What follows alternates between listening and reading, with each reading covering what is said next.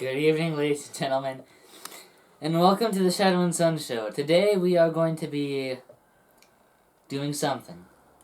That's right. Tonight, this video is brought to you by Grim to See. He had the suggestion for us to start showing off some of our old treasures from way back in the day, probably before some of you guys were even born, and hence today's treasure chest will be something very Halloween-ish to go with the season. Open, okay.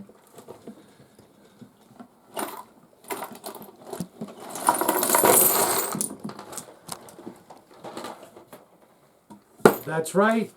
Heritage Miniatures Famous Monsters box set.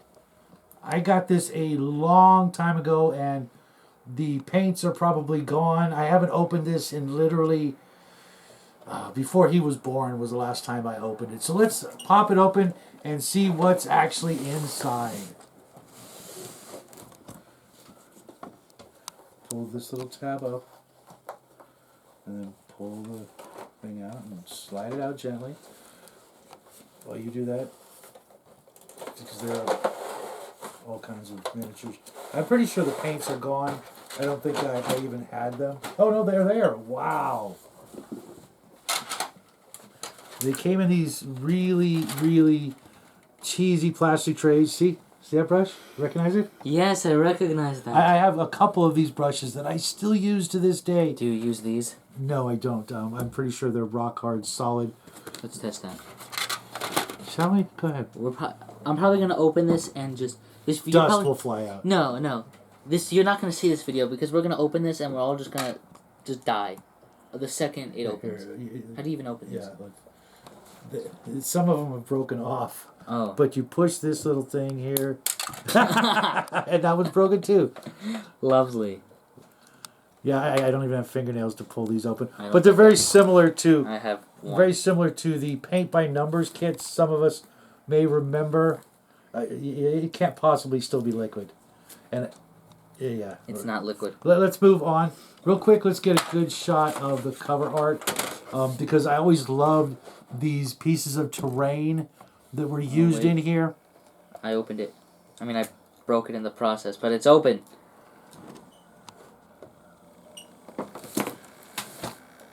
Toxic.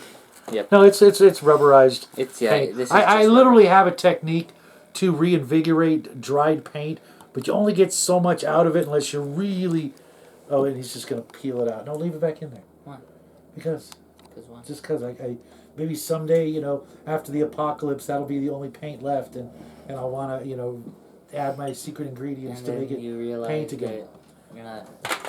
Let's go back. One day I opened it and I pulled it out, and you're gonna be sad because it now comes you can't use with black anymore. 15 lead miniatures. The paintbrush, as you saw, there's actually a game involved in this. It's a little mini board game. We'll show in just a second.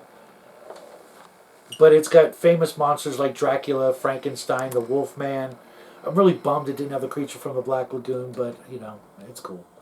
And a lot of the townsfolk from the Dracula and Frankenstein stories. So let's get to the paperwork real quick before we go on to the actual miniatures themselves. Here's the game board, and it's kind of amazing that it's still in one piece because this kind of cardboard over the decades, because it's literally over 40 years old. Yep. Folding back and forth. But it's kind of a silly little game of its time. And I forget the actual goal of the game, but you actually had some characters and you fought against Frankenstein and Dracula. Here's the instructions and painting guide. You can see there's Frankenstein, Bride of Frankenstein.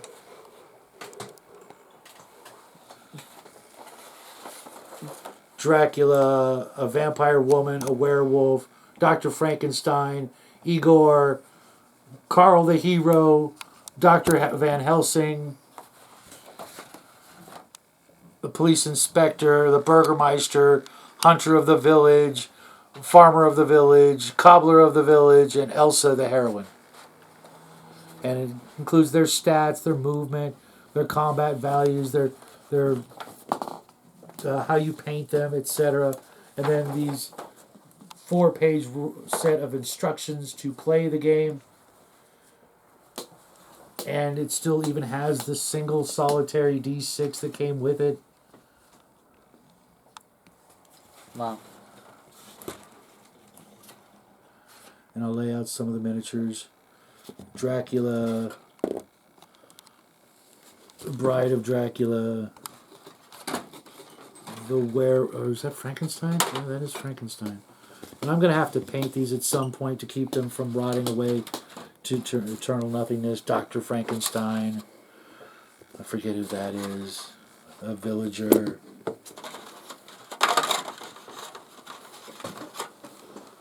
The police chief or inspector, I forget. But as you can see, they're tiny little miniatures. That's Elsa the heroine. Another villager, another villager. Or is that the hero? I don't know. A little priest-looking guy there. The werewolf, I guess. Igor. Sounds right. Igor. And the lady vampire. And this one was actually painted, I can tell. But it's also a miniature that's actually found in the Dungeon Dwellers Vampire set. I know because I've had dozens of copies of that blister pack of miniatures. But that's basically it. It was a cute little set. And back in the day, for $20, you'd get all this. You get your paints. You get your miniatures. You get a little bit of, game to play for a while that, would easily wear thin after a while of playing. There's only so many times you could play a game like this and not get bored. But believe it or not, these ancient sets are highly collectible and pretty expensive if you're actually interested. Fortunately, I believe the Heritage Miniature Group on Yahoo still has the rules and the PDF available for download, and a friend of mine has the masters, that being the molds for these, and would happily print you up a copy of these miniatures, which is something I need to do before these disintegrate, and replace them with the lead versions, or just keep them in the same box so that I could, actually keep those and use them, because, lead after 40 years kind of gets, it's not dangerous like some people would think, but if you were to play with it a lot and regularly without them being painted, you could get, stage 8 cancer or something like that. I have no idea. Stage 8. Yeah, stage 8. Wow. Yeah, right, I know, right? But that's almost impressive. I know, right?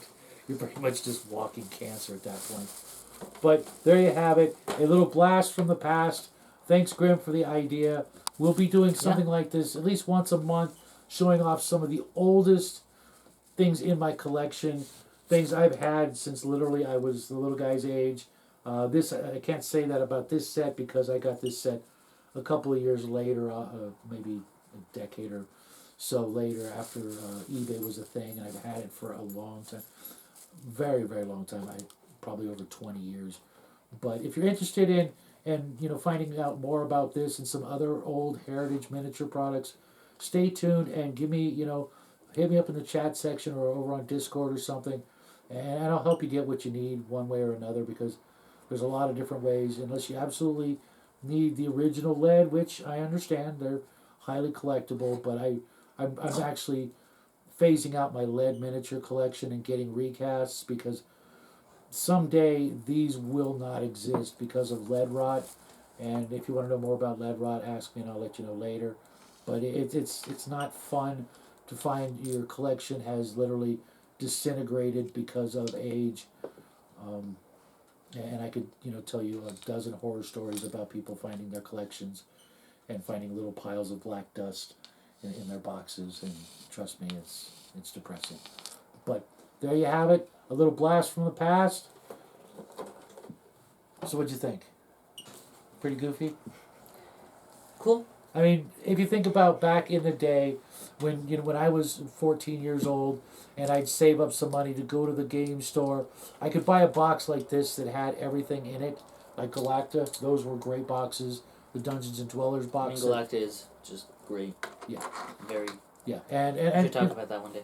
That'll be maybe the next one we do. But there's That's actually cool. there's 2 boxes and a bunch of other stuff, so it would be like an extended version. So I don't know if we could fit it all in here, to be honest. But Maybe not. I doubt it. yeah, because it's like I said, it's 2 boxes plus all the sealed blisters. Yeah. But that's it for us tonight. We hope you guys enjoyed, like I said, this little blast from the past. Yeah. We'll be back again tomorrow, and then of course Thursday with a craft for Halloween, and we're also working on that October craft challenge with Armstrong. We still got to pick up some scraps and some bits and pieces to get that done. So that'll be the week after this. But until next time, guys. Good night. Bye, everybody.